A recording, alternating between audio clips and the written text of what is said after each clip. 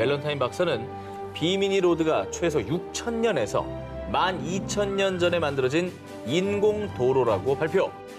일각에서는 이 비미니 로드가 아틀란티스로 가는 통로라고 주장하고 있습니다. 인디아나 존스의 해리슨 포드처럼 여러분과 함께 미지의 세계로 대탐험을 떠나보려고 합니다. 이번 특종 여름 특집 1탄 잃어버린 세계를 찾아서 19입니다. 자, 우리가 알고 있는 인류 문명의 발상지인 4대 문명. 하지만 전 세계 곳곳에서 발견된 미스터리 유적들은 그보다 더 오래된 또 다른 고대 문명의 존재를 얘기하고 있는데요. 사라진 고대 문명의 수수께끼를 푼다면 인류의 역사가 새로 쓰일지도 모릅니다. 잃어버린 세계를 찾아서 19위를 공개합니다. 지구 안에 또 다른 세계. 태양계에서 유일하게 생명체가 사는 행성으로 알려진 지구. 그런데 말입니다.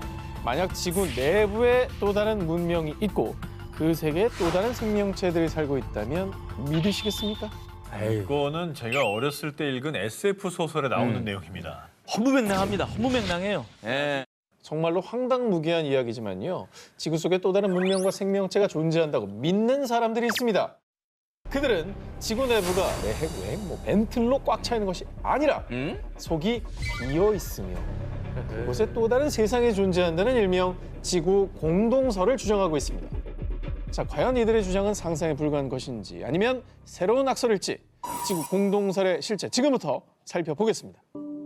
지구는 크기에 비해 질량이 지나치게 가볍습니다. 지구는 표면적이 약 5억 1천만 제곱킬로미터에 질량은 약 60해톤인데요. 그야말로 지구 공동설을 주장하는 이들은 지구가 크기에 비해 생각보다 가볍다고 한다면서 이들은 지구 내부가 비어있기 때문이라고 주장했습니다. 근데 뭐 질량이 작다고 해서 지구 속이 비어있다라고 단정 내리기에는 근거가 너무 부실하다라고 생각되는데 뭐 다른 건 뭐 없습니까? 설마 그것만 있겠습니까? 자, 그렇다면 이번에는 사진으로 보여드리겠습니다. 지금 보시는 이 사진은요. 1968년 11월 23일 기상위성 에사가 찍었다고 알려진 북극해의 사진인데요. 누가 저기다 구멍 뚫어놨네요? 자, 북극해에 존재하는 저 미스터리 존. 지구 공동설을 주장하는 이들은 저 구멍이 북극해 구멍난 부분이 지구 속과 밖을 통하게 하는 입구라고 주장을 했습니다. 이를 뒷받침하기라도 하듯이 1997년 1월 미국과 러시아가 40여 년 동안 군사 목적으로 수집한 북극해 비밀 정보를 공개. 자, 그렇게 그린란드와 노르웨이 북단 사이의 북극해에서 물이 빠지는 통로인 굴뚝의 존재가 밝혀진 바가 있습니다. 진짜? 뭐가 있나 그런 줄 아네? 정말 믿기 힘들지만요. 지구 내부에 다녀왔다는 사람이 있었습니다. 내가 배를 타고 가다가 우연히 그곳에 가게 됐는데 그곳에는 키가 3m 이상 되는 거인족들이 살고 있었어요. 노르웨이 출신 올랍 얀센이라는 남성은 북극해로 향하던 도중 우연히 지구 내부로 들어갔고 2년 반 동안 살다 나왔다면 생생한 경험담을 전했는데요. 그가 목격한 지구 내부의 세상의 모습은 아주 놀라웠습니다. 그곳에 사는 인간의 수명은 무제한, 그리고 나이도 본인 스스로 설정 가능. 뿐만 아니라 문화와 과학은 현재 지구에 살고 있는 곳보다 수천 년 앞서 나가 있고 공룡과 같은 멸종 동물이 그 세계에 아직 존재한다고 주장했는데요. 사실 지구 공동설에 대한 논란을 가장 확실히 불식시킬 수 있는 것은 지각을 뚫고 직접 지구 내부로 들어가는 것이지만요. 지각의 평균 두께는 35km입니다. 그런데 인간이 뚫은 지각의 한계는 12km에 불과해서요. 그래요? 지구 공동설을 직접 봐서 눈으로 확인하는 건 현재로서는 불가능한 상황입니다. 과연 지구 속에 또 다른 지구는 실존하는 걸까요? 아니면 그저 호기심 어린 상상력의 결과물일까요? 역시 19위야. 정말 뺏을 수가 없는 19위였다. 잃어버린 세계를 찾아서 18위 공개합니다. 자, 일단 이렇게 해서 북극, 남극 양쪽으로 한번 치고 갑니다. 남극입니까? 남극입니다. 이게 헤드라인만 봐도 저랑 크게 다른 게 없는데요. 좀 나아요. 들어보시면 실망. 19에서 18위 정도 납니다. 현재 약 400만 년 전 아프리카에서 처음으로 출현한 것으로 알려진 인류. 그런데 말입니다. 일각에서는 최초의 인류와 문명이 등장한 곳이 이곳이라고 주장하는 사람들이 있습니다. 바로 내륙의 연평균 기온 영하 55도, 지구상에 남아있는 마지막 원시 대륙이라 불리는 남극입니다. 아니 사실 지금도 혹한의 환경으로 일부 연구원만 연구 목적으로 상주하고 있는데 저기서 사실 문명이 나올 수가 있나 저렇게 추운 곳에서. 2012년 9월 전 세계 언론에서 보도된 충격적인 내용. 남극에서 피라미드 발견. 그러니까. 지금까지 그 어떤 문명이 존재한 적이 없다고 알려진 남극에서 인공 구조물인 피라미드가 발견됐다? 이게 바로 사라진 초고대 문명과 우리가 모르는 인류가 남극에 존재했다는 증거 아니겠습니까? 그럼 좀 이상하긴 하다. 자, 일부 과학자들은 날씨 변화가 심한 남극에서 오랜 세월 침식되면서 이 피라미드 모양을 갖추게 됐다라고 주장했습니다. 그러나 일각에서는 대부분 산은 험준한 산맥에 위치하고 있는데 남극에서 발견된 피라미드는 평평한 지형에 있기 때문에 자연 형성된 산이 아니라고 반박에 나섰습니다. 그러면 또 얘기가 달라지네요. 그러니까. 그렇죠. 산맥 안에 있는 게 아니라는 거잖아요. 그렇죠. 주변이 다 평평합니다, 지금. 그러면 증거를 좀 더 주시면 제가 그래요? 믿어보겠습니다. 알겠습니다. 네. 제가 요 정도로 남극 대륙에 고대 문명이 있다, 이런 걸 주장하는 게 아닙니다. 2012년 8월 네이처에 따르면요, 남극의 암석을 조사해 봤더니 무려 1,500만 년 전 남극 대륙에 야자수습이 있었다고 추정되는 연구 결과가 나왔던 겁니다. 그러니까 과거 남극이 지금과 달리 인류가 생존할 수 있었던 아열대 기후였다는 거죠. 그럴 수도 있지. 그래서 당시 존재했던 초고대 문명의 인류가 이 피라미드를 만든 것이 아니냐라는 주장이 제기되기도 했습니다. 그러니까 최초 인류가 아프리카에 등장했다라고 추정되는 게 한 400만 년 전이라고 보면, 만약에 이제 1,500만 년 전에 남극 인류가 있었다면 인류의 기원의 역사가 바뀔 수가 있는 거예요. 달라지는 거죠. 네. 게다가 2018년에는 남극 대륙에 존재했던 고대 인류가 완전히 사라진 것이 아니라 어쩌면 남극 대륙 아래에 여전히 존재할 수 있다는 주장이 제기됐는데요. 바로 SNS에 게재된 한 영상 때문이었습니다. 한 남성이 남극 빙하에 90m에 달하는 구멍을 뚫은 뒤 얼음 조각을 던졌습니다. 이때 나는 소리를 들어보십시오. 약간 총소리? 이펙트? 이펙트 같은 소리가 났죠? 총소리? 마치 누군가가 위협을 느끼고 자신들만의 세계를 지키기 위해 총을 쏜 것이라는 주장이 제기되기도 했습니다. 과연 남극의 대륙 아래에는 어떤 비밀이 숨겨져 있는 걸까요? 어쩌면 우리가 찾은 문명의 역사는 알려진 것보다 훨씬 오래전에 시작된 것은 아닐까요? 잃어버린 세계를 찾아서 싶고 17일 공개합니다.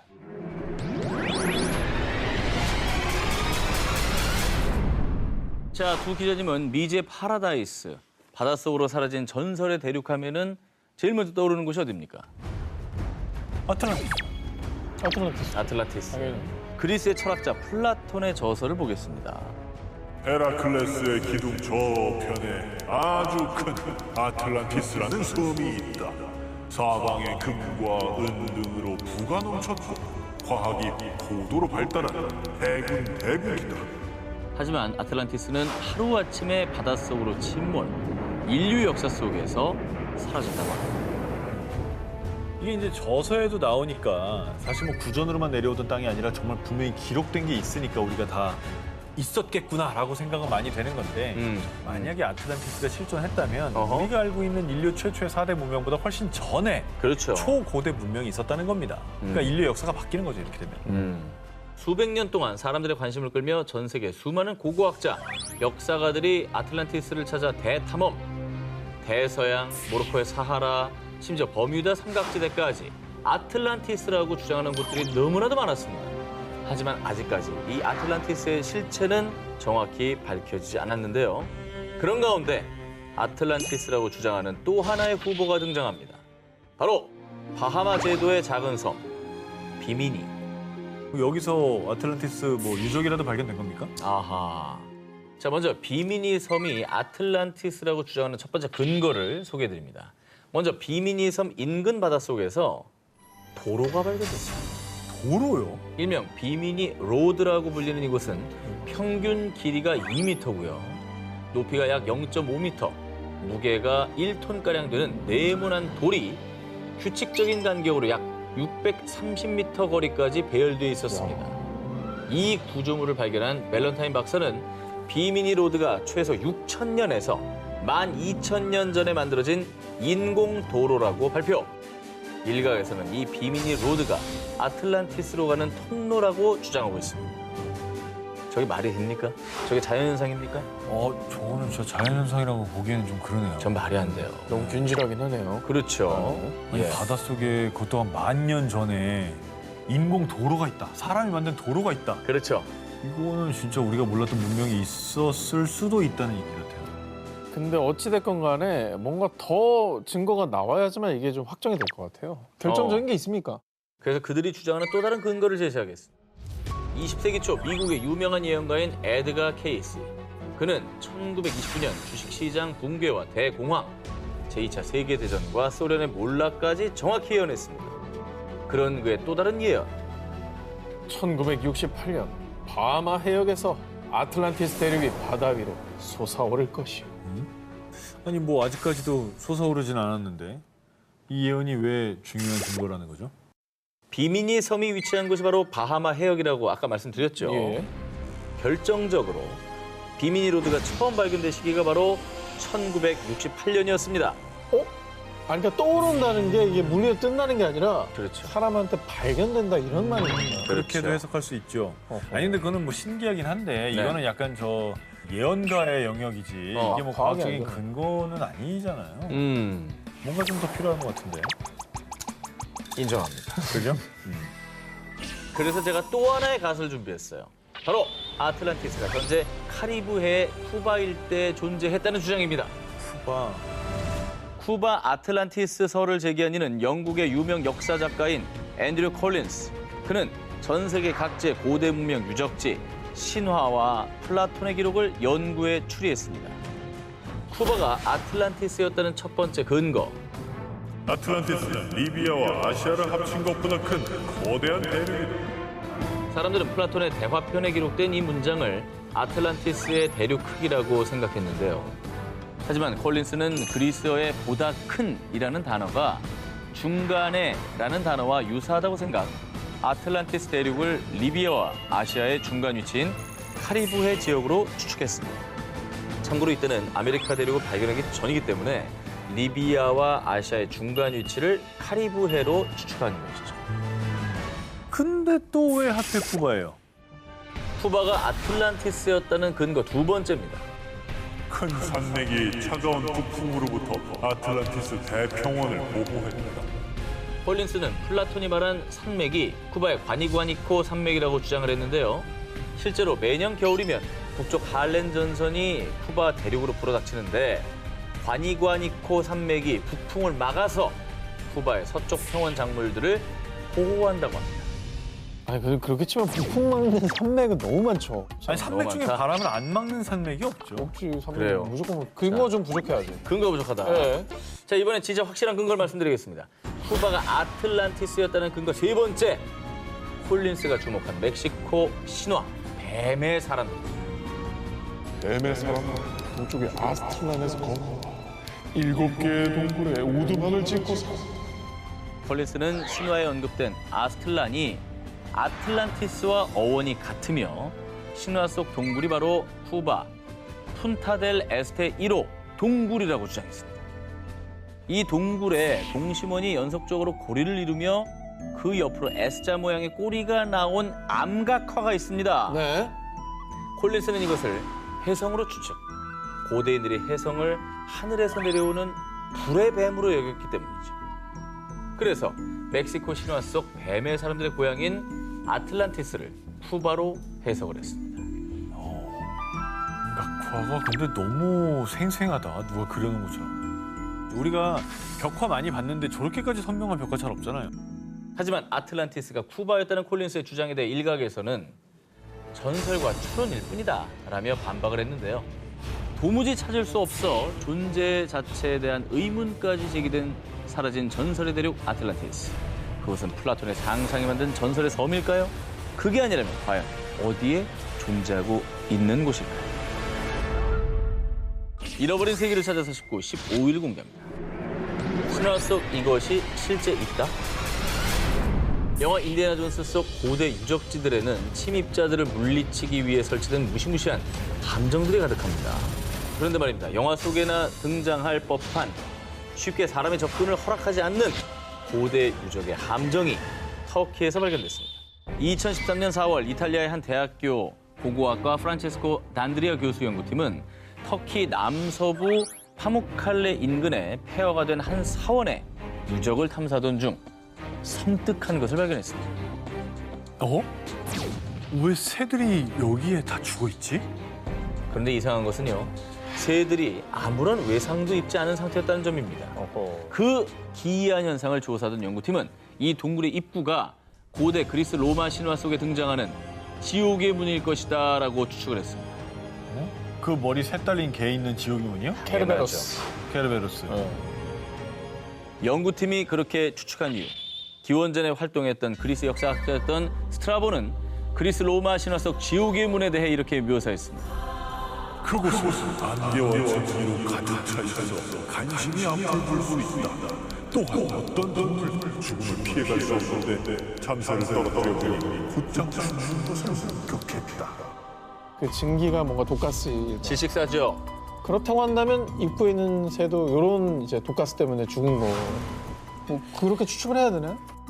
자, 그래서 2018년에 독일의 한 대학교 연구팀이 가스 분석기를 사용해 동굴을 탐색을 해봤습니다. 네. 그 결과 동굴의 가장 아래쪽은 무려 91%에 달하는 고농축 이산화탄소가 낮게 깔려 있다고 하고요. 오, 독가스 맞네. 그렇죠. 동굴 입구 근처에서도 최대 53% 정도의 이산화탄소 농도가 방출되는 것을 확인했습니다.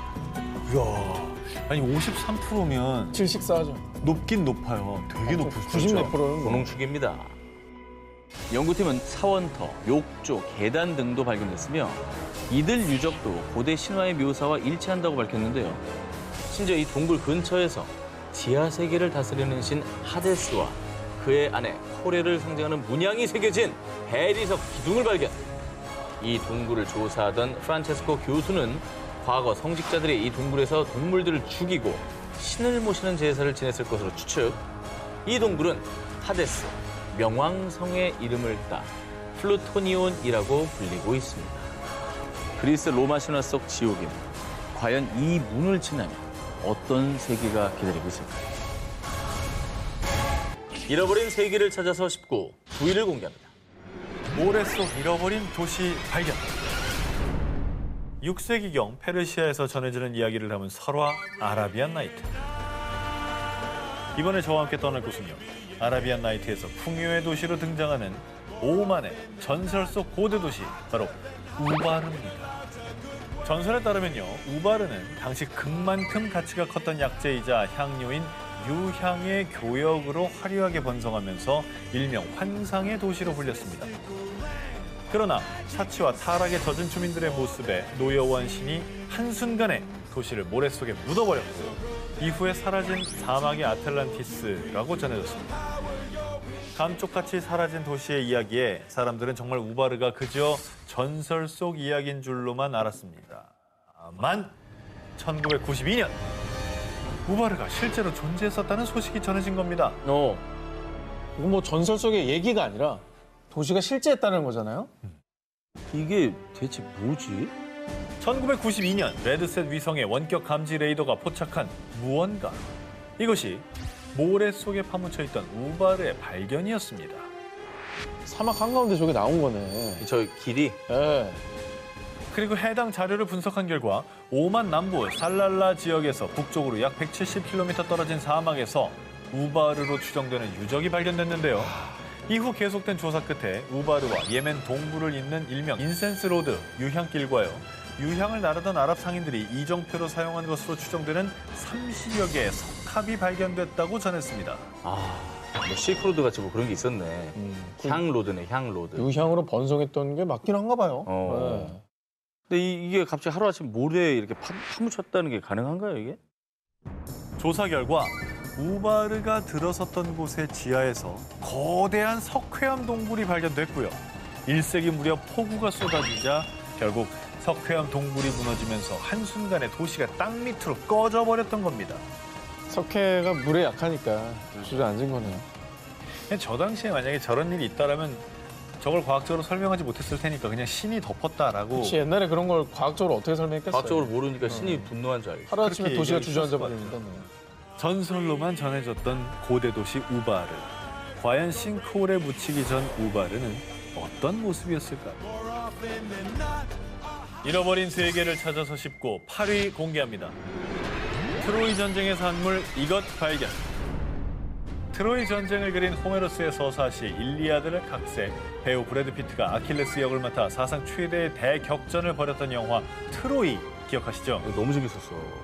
너무 리얼하게 잘 그렸어. 뭐 영화로도 많이 알려지고 그리스 신화로도 많이 알려졌잖아요. 그렇죠. 음. 네. 예. 그러니까 난공불락의 이 트로이 성을 열기 위해서 오디세우스가 거대한 목마를 만들어서 함락을 시켰다. 그렇죠. 이게 트로이의 목마인데 그렇죠. 이게 실화 아닙니까? 고대 그리스 영웅 서사시에 등장하는 트로이 전쟁은 1870년 독일 고고학자 하인리히 슐리만이 트로이의 흔적을 발견하며 트로이 전쟁 역시 신화가 아닌 역사였다는 주장에 힘을 실었는데요. 그런데 트로이 전쟁이 실제했다는 결정적 증거가 또 하나 발견됐다고 합니다. 전설처럼 전해졌던 트로이 전쟁의 산물, 고대 도시 테네아. 그런데 문헌으로만 전해지던 전설의 도시 테네아의 흔적이 실제로 발견된 겁니다.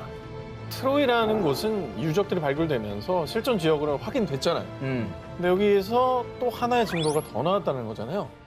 2018년 그리스 문화부에 따르면 672제곱미터 면적의 유적지를 발견. 테네아 형식으로 추정되는 문과 대리석, 거주 공간과 도로를 비롯해서요. 무덤에서는 보석, 장신구, 200개의 도금된 노잣돈 등 와, 도시의 부유함을 상징하는 유물들이 출토됐습니다. 번성했네. 과거에 저 정도라면 뭐 엄청나게 번성한 거죠. 근데 저게 테네아라는 증거가 있습니까? 저 도시가? 좋은 질문입니다. 뭐 테네아가 새겨져 있든가. 그간 고대 그리스인들이 사용하던 무늬가 새겨져 있는 도자기 형식과는 다른 심플한 디자인의 도자기가 함께 발견됐고요. 그리고 2명의 태아가 담긴 항아리까지 출토. 어호. 고고학자들에 따르면 이는 인근에 위치한 고대 미케네, 코린트 등 그리스인들의 매장 방식과는 다른 독자적인 형식이며 테네아만의 문화라고 주장했고요. 그리고 발굴 책임자 엘레니 코르카에 따르면 테네아는 신화를 역사로 만들 뿐 아니라 그레코로만 시대의 환상적인 문화의 성취입니다. 라며 트로이 전쟁이 단순 신화가 아니라 실제 존재했음을 시사했습니다. 역사가 된 신화 속 트로이 전쟁. 어쩌면 많은 전설 속 이야기는 신화를 가장한 인류의 역사일지도 모릅니다. 잃어버린 세계를 찾아서 쉽고 3위를 공개합니다. 한! 자, 이제 2개 하나죠. 한! 2대1 혹은 1대1. 아하, 기회가 남아 있구나. 유네스코 세계문화유산이자 세계 7대 불가사의로 불리는 캄보디아 앙코르와트. 12세기에 건립된 이후 크메르 제국, 앙코르 문명의 번영을 상징했지만 그 옛날 도대체 어떤 기술력으로 이 앙코르와트를 세웠는지, 크메르인들은 어디에서 살았으며 또 어떻게 살았는지, 그들이 살았던 도시의 흔적은 지금까지도 밝혀야 할 숙제입니다. 진짜 신비한 곳이야, 저는. 그 규모와 수준 정말 대단하잖아요. 자, 그런데 2012년 호주 고고학 연구팀은 여의도 면적의 655배에 해당하는 총 1900제곱킬로미터의 면적을 레이저 스캐닝을 통해 조사한 결과 약 1000년 전 중세 도시를 발견했고요. 이 도시들은 679제곱킬로미터에 해당하는 캄보디아에서도 프놈펜의 규모에 필적할 것으로 추정. 어허. 그리고 학계에서는 동남아시아 역사를 뒤집을 새로운 발견이라며 들뜬 반응을 보였습니다. 그 이유. 이 전설로 존재했던 크메르 제국의 잃어버린 도시를 찾았습니다. 고고학자들에 따르면 이 도시가 바로 역사에 기록되어 있지 않지만 고대 비문으로 전해지던 전설의 도시. 서기 8세기에서 9세기 사이에 세워졌다고 알려진 곳. 앙코르 이전보다 앞서 세워진 크메르 제국의 최초의 수도. 마헨드라 파르바타라는 것입니다. 그러니까 크메르 제국의 앙코르보다 앞선 대도시가 있었다는 거네요. 그렇죠. 이 연구팀은 이곳에서 왕궁과 피라미드 형태의 사원, 연못 등을 발견했는데요. 뿐만 아니라 크메르 제국의 힘의 원천이자 상징인 물을 이용하는 수력 시스템이 대규모로 발견. 우와. 수로들이 앙코르와트로 연결돼 있다는 사실을 확인했습니다. 이를 두고 연구팀은 수로들이 비록 원활하게 작동되진 않았지만 앙코르 문명이 만든 인공 호수의 근간이 됐다고 주장했습니다. 뿐만 아니라 무려 1000년도 전에 세워진 도시지만 구조물들이 규칙적인 너비의 격자무늬 배열로 정교하게 세워진 도시임이 밝혀졌는데요. 즉 이는 과거 크메르인들이 계획적으로 세운 도시라는 증거인 셈이죠. 그리고 이 같은 발견은 미지의 문명이었던 크메르 제국이 그간 학자들의 예상보다 더 오래전부터 발달한 기술을 갖고 있었다는 점, 제국의 번영과 그 규모가 방대했다는 것을 뒷받침해주고 있는 것입니다. 세계 어디에서든 물을 다스리는 건 권력의 상징이라 크메르 제국이 그 정도의 권력을 유지하거나 네. 혹은 증명할 수 있는 정도의 힘이 있었다는 얘기네요. 그 여러 가지 것들이 인프라가 없었을 텐데 수로와 앙코르 같은 사원들을 다 만든 거죠. 대단하죠. 그 연구를 통해 조금 이런 의문들이 밝혀졌으면 좋겠네요. 잃어버린 세계를 찾아 싶고, 자, 1위 후보 하나씩 남았죠? 헤드라인 공개해 주시기 바랍니다.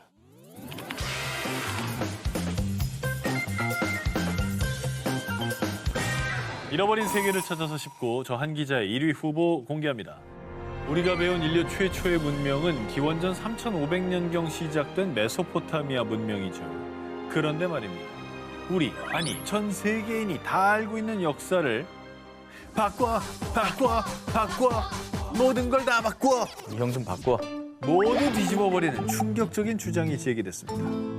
무려 기원전 7500년경에 탄생한 것으로 추측되는 신문명이 발견된 겁니다.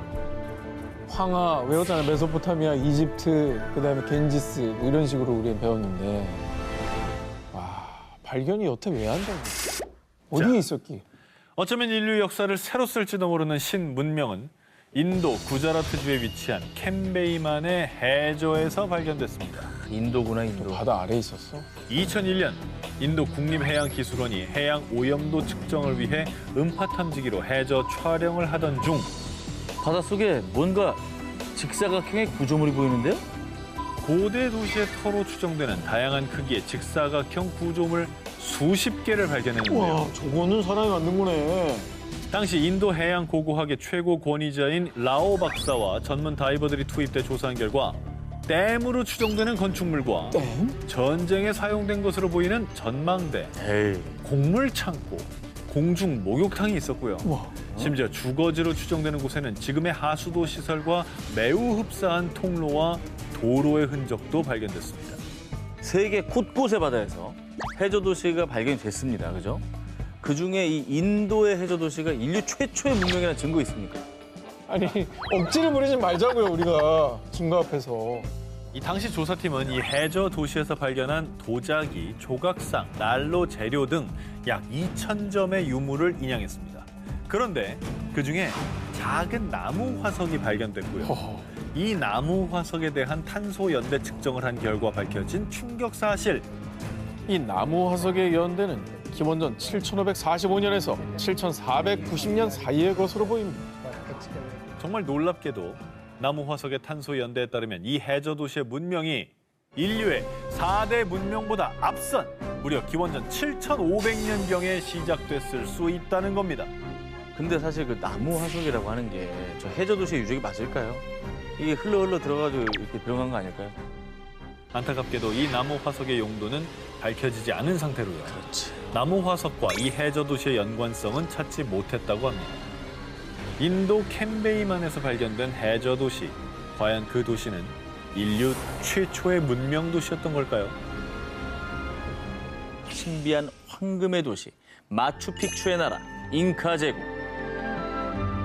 13세기경 건국 초기엔 페루 근교를 지배하다가 15세기 말에는 서부 남미 일대를 장악, 거대 왕국으로 성장을 했습니다. 근데 문제는 현재 잉카 문명에 수많은 유적이 남아있음에도 불구하고 문명 자체가 미스터리 그 자체란 사실이죠. 그래서 지금 저와 함께 세계 7대 불가사의 잉카 문명의 비밀을 파헤치러 대탐험을 떠나보겠습니다. 전설로만 전해지던 잉카 제국이 본격적으로 그 실체를 드러낸 것은 1911년 미국의 고고학자인 하이럼 빙언에 의해서 페루에서 고대 도시인 마추픽추가 발견된 것이었습니다. 몇백 년의 세월에도 불구하고 면도칼 하나 비집고 들어갈 틈이 없이 맞닿아 있는 돌들. 마추픽추의 건설 시기가 1450년경으로 추측이 되는데요. 그 당시 이렇게 정교한 건축술이 있었다는 게 충격 그 자체, 미스터리였습니다. 그냥 어떻게 저 위로 저걸 가져가냐고. 그리고 평지에다가 저걸 다 쌓아서 뭘 지었다고 해도 놀라운 거긴 해요. 근데 저 2,400m 뭐 정말 높은 산이잖아요. 말이 안 되죠. 오죽하면 외계인 소리 나오겠습니까? 의문은 이뿐이 아닙니다. 여러분은 과거 잉카인들이 어떻게 농사를 지었을 거라 생각하시나요? 농사도 뭔가 최첨단인가요? 여기도 뭐 최첨단 뭐 농기계 이런 게 나오나요? 잉카인들이 농기구로 사용한 것은 철이나 청동기가 아닌 바로 돌! 그들은 돌을 이용해서 농사를 지었다고 합니다. 이미 조선시대는 쟁기도 있고 낫도 있고 호미도 있고. 호미도 있고 다 쓸 텐데. 자, 심지어 한때 서부 남미 일대를 장악했던 잉카 군대의 주 무기 역시 총 등의 최첨단 무기관인 돌도끼와 나무 곤봉! 임진왜란 때 조총 들고 외구가 쳐들어왔는데 맞습니다. 야, 정말 시대가 안 맞는 것 같은 생각이 들어요. 밸런스가 너무 깨지네. 결국 석기를 바탕으로 고도화된 잉카 제국은 16세기 철기로 무장한 스페인 군대에 의해 멸망하고 말았습니다. 다른 문명보다 훨씬 뒤늦은 석기 문화와 훨씬 앞서 나간 초고도 과학기술을 동시에 지녔던 잉카 문명. 과연 어느 쪽이 진짜 그들의 모습이었을까요? 오늘의 데스크 과학 커뮤니케이터 원종우님을 영상으로 만나보겠습니다. 안녕하세요. 안녕하세요. 네, 안녕하세요. 네, 저희 기사에 대한 총평 부탁드리겠습니다. 잃어버린 세계에 대한 이야기는 전설, 신화, 여행기 등 다양한 형태로 오랜 세월 동안 우리 곁에서 회자되어 왔죠. 잃어버린 세계의 여러 가지 가능성에 대해 생각해 볼 수 있는 흥미로운 시간이었습니다. 네. 자, 그렇다면 과연 오늘의 주제 1위 기사는 무엇일지 발표해 주시기 바랍니다. 1위는 고대 잉카 문명의 두 얼굴입니다.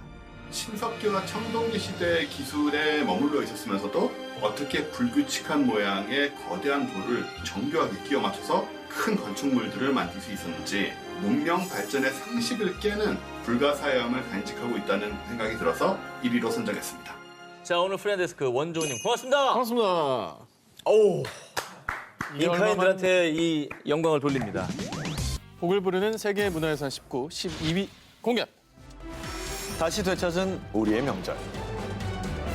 야, 올해 진짜 괜찮나 봐. 올리브 나 혼자 뽑았지. 지금 나 계속 안 나오잖아. 나 올리브 안 뽑으니까 지금 기사 2개 나왔어. 지금 12위인데 이제. 사실 눈물 없이 들을 수 없는 모진 풍파를 겪어낸 후에 지금의 우리 설날이 됐다는 것 아십니까?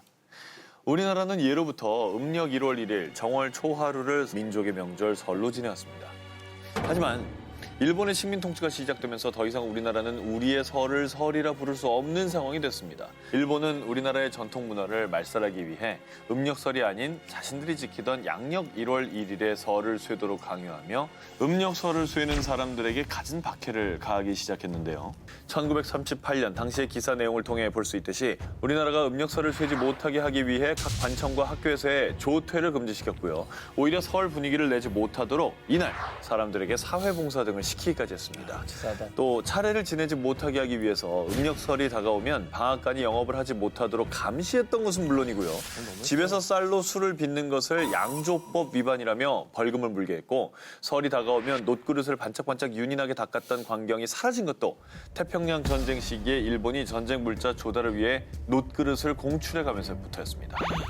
하지만 이런 핍박에도 불구하고 차례상에 올릴 술을 헛간 깊숙이 숨겨놓거나 땅속에 놋 제기를 묻어두는 등 예로부터 지내왔던 우리의 설을 지키려 애썼습니다. 이후 광복을 맞이하며 드디어 우리의 설날을 되찾나 싶었지만요. 양력과 음력설을 모두 쇠는 이중과세 방지를 명목으로 정부에서 양력설을 공휴일로 지정했고요. 또다시 음력설은 후대접을 받을 수밖에 없었습니다. 그랬었죠. 하지만 당시에도 여전히 많은 국민들은 음력설을 전통의 명절로 생각했고요. 드디어 1989년 음력설이 설날이라는 이름을 되찾아 공휴일도 3일로 확대됐습니다. 이렇게 오랜 시간 기다려온 만큼 1989년 설날은 그야말로 민족 대잔치였습니다.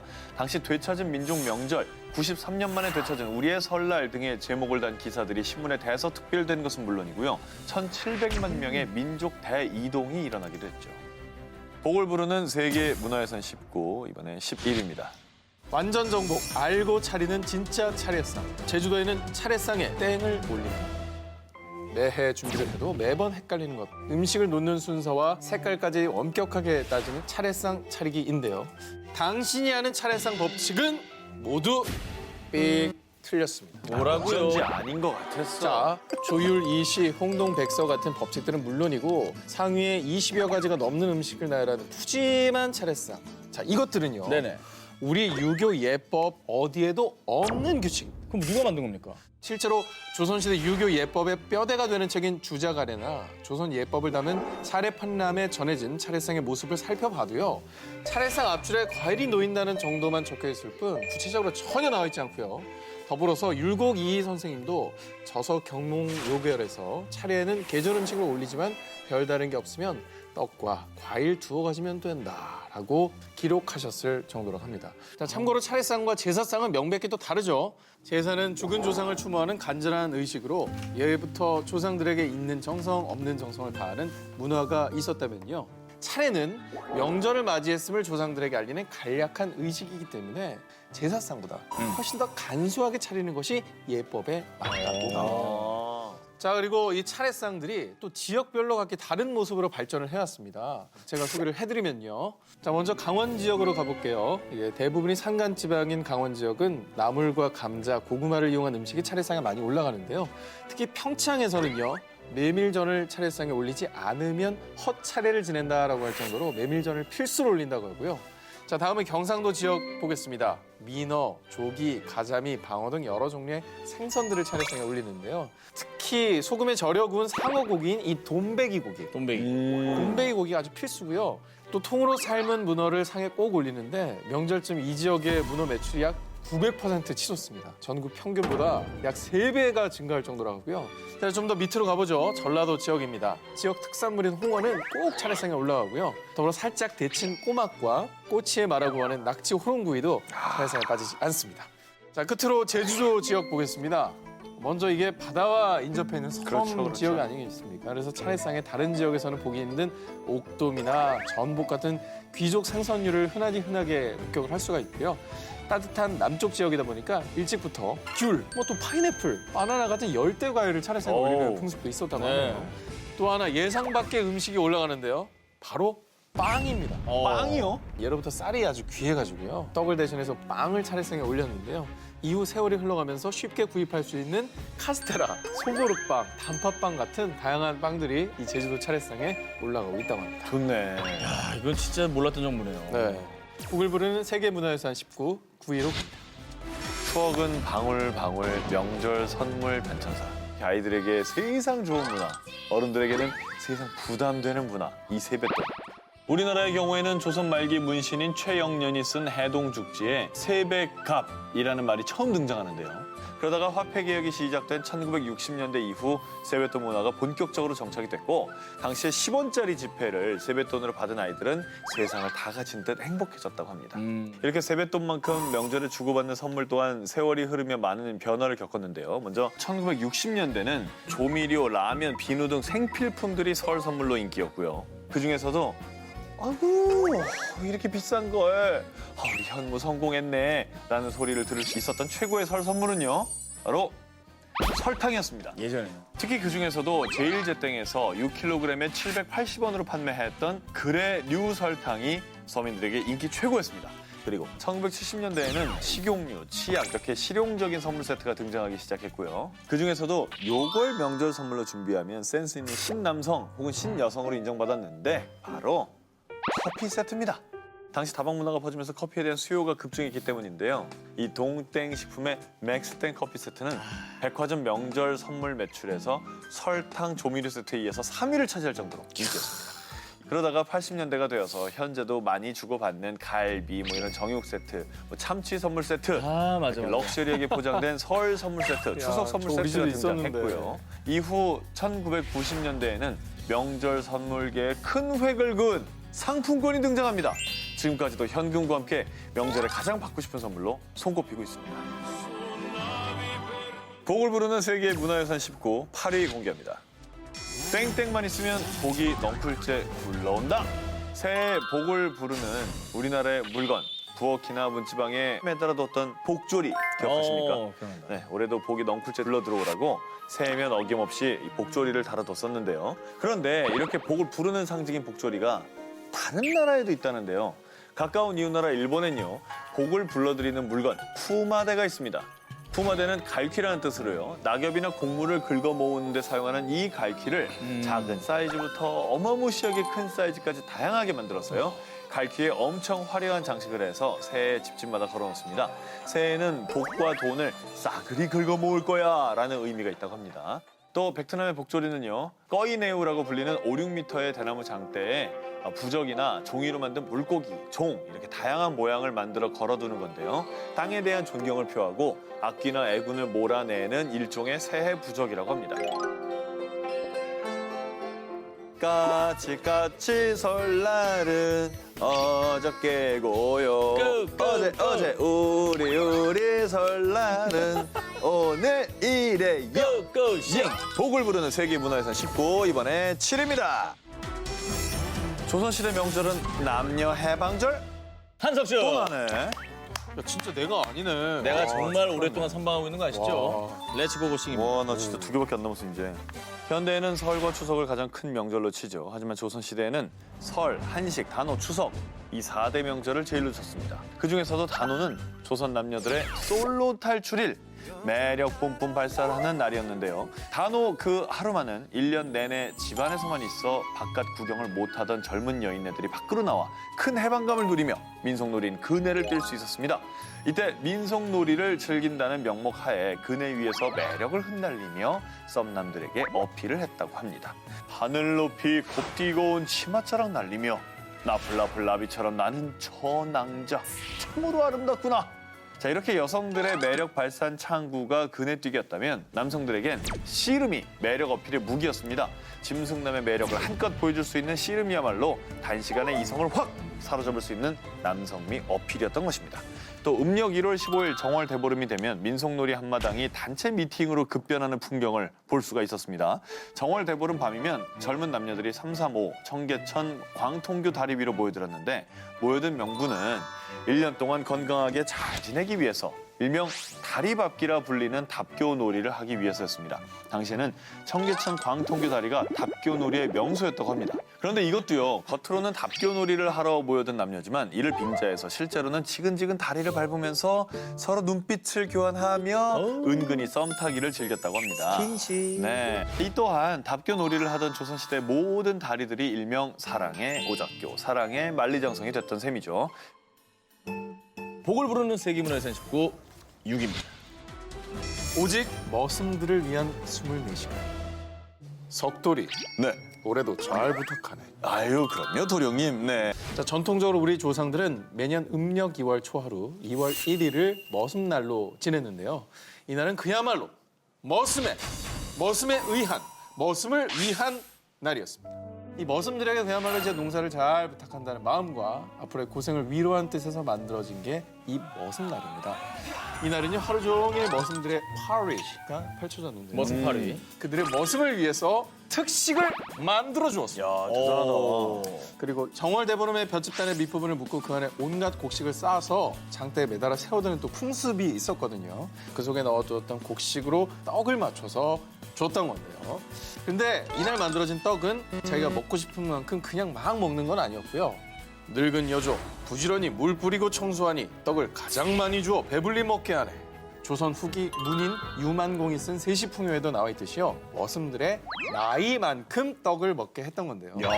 이렇게 해야 머슴들이 1년 내내 건강하고 또 좋은 일만 생긴다고 믿었기 때문입니다. 또 이날은 나이 어린 머슴인 애 머슴들이 성인 머슴, 즉 온 머슴이 되는 날이기도 했습니다. 일부 지역에서는 20살이 된 머슴들이 머슴날을 맞아 성인식을 치렀던 거예요. 아. 어른으로 인정받기 위한 시험을 치르기도 했었습니다. 머리! 이렇게 60kg짜리 돌을 번쩍 들어서 어깨 위력을 넘겨가지고 자신의 힘을 넘겨 던져버리며 증명을 하는 거였어요. 60kg를 든다고? 예. 자, 이 테스트를 통과를 해야 정식 농사꾼으로 인정을 받았고요. 이때부터 성인 품삯을 올려가지고 받을 수 있었다고 합니다. 야, 이거 재밌다. 근데 그렇게 또 머슴을 챙겨주는 날이 있었다는 건 또 처음 알았네요. 저도 처음 알았어요. 복을 부르는 세계 문화유산 19 5입니다. 오상진. 자, 새해맞이 세계의 설빔. 예전에는 설날이 다가올 때면 온 동네 어린이들이 기다리던 말이 있었습니다. 바로 현무야, 설빔 사러 가자. 그렇습니다. 새해를 그만해. 예. 자, 새해를 맞아 고운 새 한복을 또 사서 차려 입는 거였습니다. 설빔처럼 명절을 맞아 옷을 갖춰 입는 나라. 우리나라뿐이 아니었습니다. 뭐 당연한 얘기죠. 자, 일단 몽골 보겠습니다. 바로 델이라는 전통 의상을 갖춰 입는 거죠.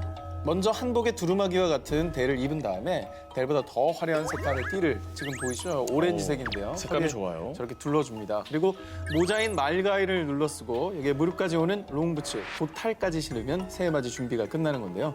그다음에는 친척들과 모여서 몽골 실세배인 하타크를 하고 덕담을 나눕니다.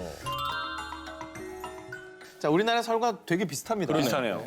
자, 그리고 베트남에서는 명절이 오면 다들 알고 계시는 롱드레스 아오자이를 입습니다. 아우자이 너무 이쁜 것 같아요. 대부분 이 아오자이가 베트남 여성의 전통 의상이라고만 생각하는 분들 많을 텐데요. 남성들이 입는 아오자이가 있습니다. 아, 그래요? 예, 바로 아오검인데요. 통이 넓은 원피스의 형태고요. 의복과 같은 컬러의 모자, 칸셉을 쓰면 새해맞이 준비가 끝난다고 합니다. 또 동방의 집시라고 불리는 중국 소수민족 묘족 사람들도 명절이 되면 갖춰 입는 전통 의상이 있는데요. 피에스타 차오르시가 묘족이죠. 네. 출신입니다. 바이냐오이라는 의상을 입고 명절을 맞이하는데요. 고급 비단 위에 현란하고 화려한 자수를 수놓아 만든 수제 의상이고요. 은으로 만든 화려한 장신구들로 마무리를 하면 중국에서 가장 화려한 전통 의상 바이냐오이가 완성이 됩니다. 아, 이쁘네. 이쁘다. 시청자 여러분, 올해도 행복하세요. 복을 부르는 세계문화유산 19 4위입니다. 까치까치 설날 지금 북한은. 자, 제가 이번 특종은요. 명절에 고향이 그리워도 갈 수 없는 그런 분들을 위해서, 시향민 분들을 위해서 준비를 했습니다. 바로 북한의 명절을 소개해 드릴 텐데요. 자, 우리나라는 설날이 되면 반드시 떡국을 먹지만은요. 조랭이 떡국을 먹는 개성을 제외하고는 평안도와 황해도 쪽에는 만둣국을, 함경도에서는 감자 녹말국수를 먹는다고 합니다. 북한 어느 지역에서든 먹는 보편적인 명절 음식은 순대와 돼지고기 편육인데요. 설에 이 음식을 먹는 이유는 질기게 오래 살라는 의미로 이 음식을 먹었다고 합니다. 자, 그리고 우리에게는 추석 음식인 송편을 북한에서는 추석뿐만 아니라 설에도 먹는다고 합니다. 우리는 주로 이제 깨나 콩 이런 거를 넣지만은요. 북한의 내륙 지방은 송편에 완두콩, 고추, 무를 다져서 넣고요. 아, 고추. 예, 함경도 지역은 송편을 먹을 때 찹쌀 대신에 감자를 갈아서 감자 맛가리 떡을 만들어서 먹는다고 합니다. 자, 그리고 명절하면은 음식뿐만 아니라 민족이 함께 즐기는 놀이도 빠질 수 없겠죠. 그럼요. 북한에서 특별히 제일 인기가 많은 민속놀이는 바로 윷놀이 경기를 펼쳐 보이려고 합니다. 자, 이렇게 조선중땡TV에서 아예 윷놀이 중계를 할 정도로요. 탁구대 2개를 붙여놓은 크기의 대형 유판을 설치해놓고 또 세상 작은 소형 윷을 사용하는데요. 소개합니다. 그런데 윷놀이의 방식은 우리나라 똑같지만은 이 명칭이 조금 다릅니다. 해동강교육 슝. 이 흉이라는 게 생소하시죠? 흉 뭐야? 윷가락이 다 뒤집혔을 때 나오는 윷을 부르는 북한의 명칭입니다. 와. 북한에서는 돌, 개, 컬, 슝, 모가 되는 겁니다. 슝! 영대원 구역부터 복을 부르는 세계 문화유산 19 3입니다.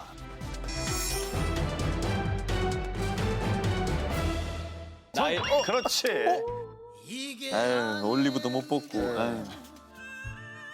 매년 새해 첫날이 밝으면 전 세계 사람들이 공통적으로 궁금해하는 것이 있습니다. 바로 올 한 해는 건강할까? 돈은 많이 벌까? 이런 한 해의 운세인데요. 전 세계 신년 운세의 모든 것을 지금 소개해 드리겠습니다. 먼저 휘바! 건치국가 핀란드에서는 말편자를 이용해서 셀프 신년 운세를 봅니다. 참고로 말편자가 서양에서는 행운을 상징하는 물건이라고 하죠. 핀란드의 말편자 점을 보는 방법은 간단한데요. 북자에 말편자를 불에 녹입니다. 녹인 말편자를 차가운 물에 식혀서 그림자를 봅니다.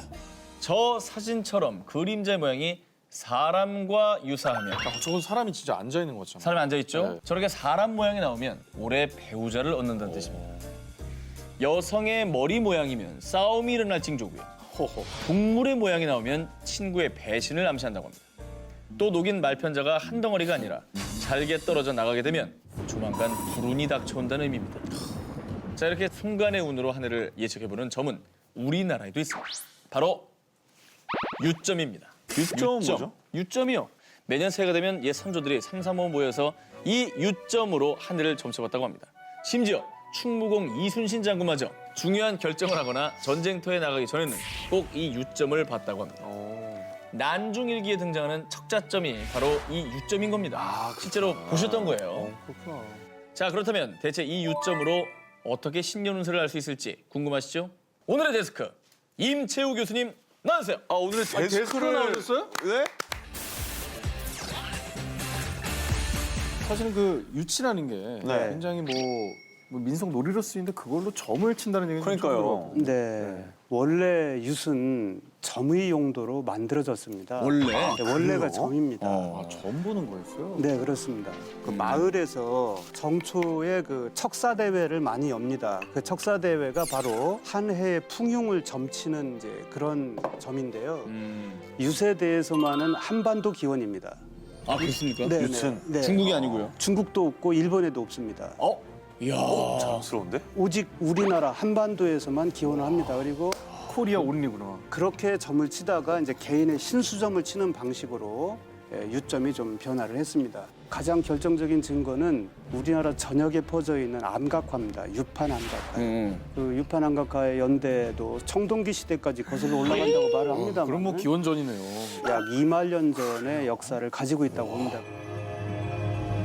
이게 조선시대에 쓰여진 64개 상례라고 하는 주역에 관한 책입니다. 이렇게 주역의 괴와 더불어서 점사가 이렇게 나와 있는데 바로 이 부분이 이순신 장군께서 임진왜란 때 점을 쳤던 그 점사와 일치되는 그런 내용입니다. 이순신 장군님은 어떻게 잘 나왔어요, 점이 그때? 길한 경우도 있고 흉한 경우도 있고 합니다만은 길하다 흉하다 그 자체가 중요한 것이 아니고 그것을 어떻게 응용하는가 그것이 진짜 중요한 점의 요점이라고 할 수 있습니다. 자, 그러면 유점을 보는 법을 좀 예를 들어서 좀 설명 좀 해주시죠. 이거 뭐 유점은 세 번 던져서 나온 끝수를 가지고 점을 칩니다. 도가 나오면 1, 개가 나오면 2, 걸이 나오면 3, 윷과 모가 나오면 4로 봅니다. 그래서 1, 2, 3, 4의 조합으로 그럼 64가지 경우가 점사를 가지고 이제 해석을 하는 겁니다. 사실 뭐 정통 예언이라기보다는 네. 어떻게 보면 재미로 네, 운세를 네, 아 맞습니다. 이거를 뭐 100%다 믿으면서 아이, 이것만 그럼요. 좋아하는 건 없죠. 자, 저는 올해 제 1의 성공을 한번 보겠습니다. 정석만 있으면 됩니다. 정석 개! 걸. 개걸, 개걸. 안 좋은 거 아니야? 우리 한 모습 자 보자. 개걸, 개. 개걸개. 병자가 약을 얻은 격입니다. 병자가 약을 얻은 격입니다. 저기요. 이러다 기본 세팅이 병자야. 아니 병자가 약을 얻으면 그만큼 정말 그 소중한 존재가 나타날 수도 있는. 그렇습니다. 예. 병자가 약을 얻었다는 말이 저한테는 되게 좋은 말인 것 같아요. 그럼. 왜냐면 제가 풀이를 하고 나서 뭐 그냥 지지부진하거든요. 이 병자인 상태인 거예요. 불행 중 다행이죠. 뭘 보면서 보고 싶어요? 일, 건강, 사랑, 건강하겠습니다. 여자친구 건강. 포기했고요. 건강이요? 알겠습니다. 어유. 도개. 이거? 도개개. 나왔어. 뭔데? 죄가 있는데 공을 세운 격. 저는 업보가 많습니다. 역시 뭐 저 불행 중 다행인데요.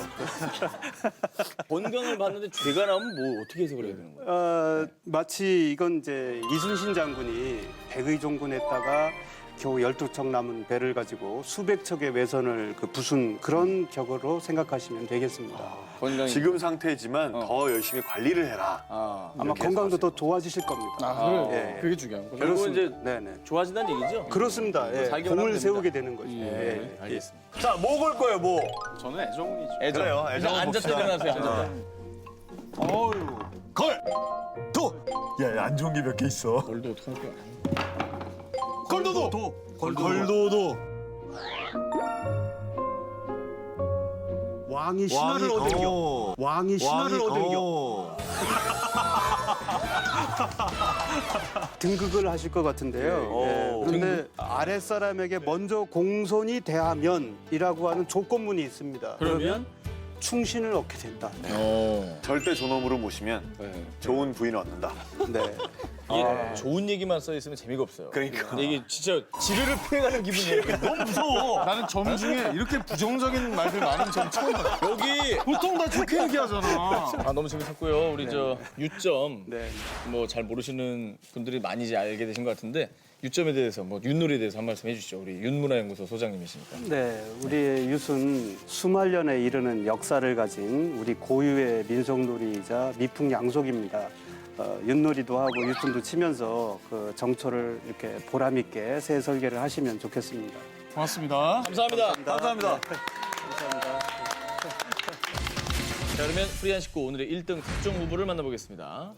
에콰도르 광란의 새해맞이. 칭찬합시다. 나누면 복이 와요. 자, 1위 후보 저 한 기자의 기사입니다. 12월 31일 새해를 맞는 에콰도르 사람들은 미친 듯이 저 인형을 패드기 칩니다. 그리고 발로 차고 책찍질도 하고요. 심지어 불까지 지르는데요. 그 덕분에 에콰도르의 12월 31일 도심 곳곳엔 불바다의 장관이 펼쳐지고요. 그리고 그 활활 타오르는 불 위로 점핑, 점핑. 새해엔 1년 12달 행운만 가득하라고 12가지의 소원을 빌면서 화영 위를 12번 뛰어넘는답니다. 도대체 저 인형이 뭐길래 불에 타기 위해 태어난 비운의 운명을 가진 이 인형으로 말할 것 같으면요. 불에 타기 위해 태어난 비운의 운명을 가진 이 인형으로 말할 것 같으면요. 성별은 남자, 이름은 아뇨 비에호입니다. 묵은 해, 지난 해라는 뜻으로요. 매년 12월 31일 새해를 기다리면서 묵은 해를 태우고 지난 1년 동안의 일들, 특히 나빴던 일을 태우면서 이제 훌훌 날려버리는 거죠. 그러면서 새해를 맞이하는 에콰도르의 풍습입니다. 그런데요, 이 광란의 새해맞이 풍습엔 슬픈 역사가 숨겨져 있습니다. 1895년 에콰도르 서부 해안 도시 과야킬. 이 지역에 출혈성 전염병인 황열병이 돌아서 많은 사람들이 목숨을 잃었습니다. 이때 가족을 잃은 슬픔에 잠긴 에콰도르에선 관 속에 죽은 이의 옷과 물건을 넣고 태우며 일종의 정화의식을 치렀다고 합니다. 그리고 이 의식이 정화의 상징으로 굳어졌고요. 100여 년의 시간이 흐르면서 당시의 관습은 새 풍습으로 자리 잡게 된 거라고 합니다. 이렇게 100년이 넘는 긴 시간 동안 역사를 잊지 않고 전통을 이어오고 있는 에콰도르. 올 한 해 좋은 일만 가득하길 바랍니다. 칭찬합시다. 나누면 복이 와요. 추운 겨울이면 어김없이 등장하는 구세군 자선 냄비, 그리고 또 연말 연시를 맞아 여기저기서 들려오는 따뜻한 나눔의 소식들. 자, 이렇게 현재 연말 연시 이어지는 훈훈한 나눔 문화가 오래전 우리 조상들의 세시 풍속에도 또 있었다는 사실 알고 계십니까? 엄마, 나 담치기 하고 왔어. 여기서 담치기란 단어를 들으셨는데요. 음력으로 한 해 마지막 날에 행하던 세시 풍속 중에 하나로요. 아이들이 풍물을 치면서 마을을 돌아다니며 집집마다 들러서 쌀이나 잡곡 등을 모아서요. 노인들만 계신 집, 환자가 있는 집, 또 쌀이 없어 새해에 떡을 해먹지 못하는 분들을 찾아다니면서 한밤중에 담 너머로 자루에 담긴 음식들을 던져드렸던 것으로요. 형편이 어려운 이웃들이 한 해를 따뜻하게 마무리하고 또 새해를 풍족하게 맞이하길 바라는 마음에서 행했던 풍속입니다. 아유, 따뜻하다. 그러니까 아이들이 어릴 때부터 나눔의 문화를 배울 수 있는 정말 좋은 문화였던 좋네요, 거죠. 좋네요. 자, 뿐만 아니라 음력 1월 15일 대보름날이 되기 바로 전날 밤, 그리고 봄이 시작되는 입춘에는요, 적선 공덕행이라는 풍습이 있었는데요. 밤중에 몰래 가서 냇물에 가서 징검다리를 놓는다든가, 아니면 마을의 거친 길을 곱게 다듬어 놓는다든가, 아니면 거지 운막 앞에 밥 한 솥을 지어가지고 갖다 놓는다는 선행을 아무도 모르게 실천을 하는 거로요. 이렇게 다른 사람에게 도움이 되는 좋은 일을 남몰래 꼭 해야지 1년 내내 나쁜 일을 당하지 않는다고 생각을 했었던 겁니다. 자, 상여를 메고 가면서 부르는 상여 소리에도 이런 대목이 있습니다. 입춘날 절기 좋은 철에 헐벗은 이 옷을 주어 군한 공덕하였는가. 깊은 물에 다리 놓아 월천 공덕하였는가. 병든 사람 약을 주어 활인 공덕하였는가. 이렇게 옛사람들은 입춘날 적선 공덕행을 했는지를 염라대왕으로부터 심판을 받는다고 생각했던 겁니다. 우리도 이번 명절에 우리의 미풍양속을 되새기며 주위의 어려운 이웃들을 돌아보는 시간을 가져보는 건 어떨까 싶네요. 자, 일단 오늘의 데스크 다시 한번 모셔보겠습니다. 아까 저희 유점을 봐주셨던 분이죠. 윤문화연구소 임채우 교수님. 다시 모시겠습니다. 자, 다시 한번 또 나오셨는데 오늘 정말 열일하십니다. 네, 감사합니다. 오늘 오상진 기자와 한석준 기자의 대결입니다. 네, 네. 1위 기사 네. 발표해주세요. 기자님 소원하실지 모르겠습니다만 뭐죠? 1위는? 1위는 오 기자님의 칭찬합시다.